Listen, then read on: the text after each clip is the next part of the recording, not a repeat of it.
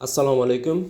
Bugun biz sizlar bilan 5 million sun'iy intellekt yetakchilari loyihasi doirasida ushbu platformadan to'liq ro'yxatdan o'tish va o'quv kurslarini tamomlab sertifikat olishni ko'rib chiqamiz. Buning uchun video pastidagi havola orqali ushbu saytga kiramiz. Sayt xuddi shu tartibda ochiladi. Bu yerdan ro'yxatdan o'tish knopkasini bosamiz. Demak, pasport orqali ro'yxatdan o'tish va metrika orqali ro'yxatdan o'tish. Agar sizda pasport bo'lsa, pasport, metrika bo'lsa, ya'ni guvohnoma bo'lsa, guvohnoma. Demak, biz metrika, ya'ni guvohnoma orqali ro'yxatdan o'tishni bosamiz. Guvohnoma seriyasini kiritamiz. Guvohnoma ma'lumotini kiritamiz, raqamini va tug'ilgan sanamizni kiritamiz.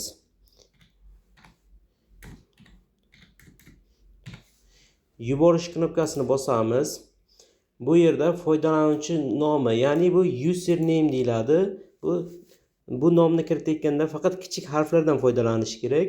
Raqam ishlatsa bo'ladi, bo'sh joy tashlab bo'lmaydi va bu yerga kiritilgan raqam takrorlanmagan bo'lishi kerak.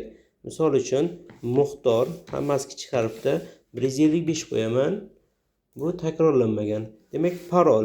Parol qo'yayotganda katta harf, kichik harf va tinish belgilaridan foydalanish kerak.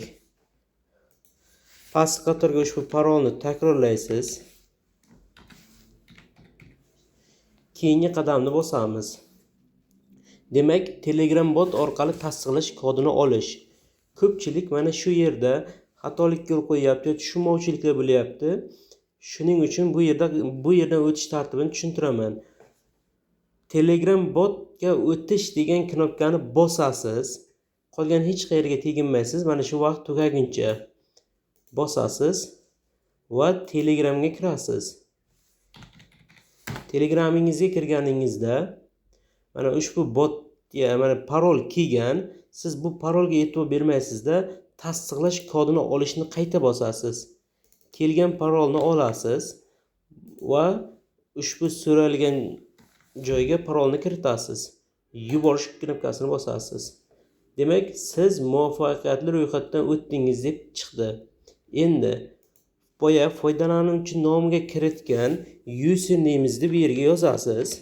Men Muxtor 155 qo'ygandim va kiritgan parolingizni yozasiz. Tizimga kirishni bosasiz. Siz muvaffaqiyatli tizimga kirdingiz. Modullarga o'tasiz. Bu yerda 4 ta modul bor. Har bitta modulni hozir boshlang knopkasini bosib, to'liq videolarni ko'rib chiqasiz va modul bo'yicha testi bor. Testini ishlaysiz. Testini ishlab chiqqaningizdan keyin ikkinchi modulga o'tasiz. Shu tartibda barcha modulni tugatganingizdan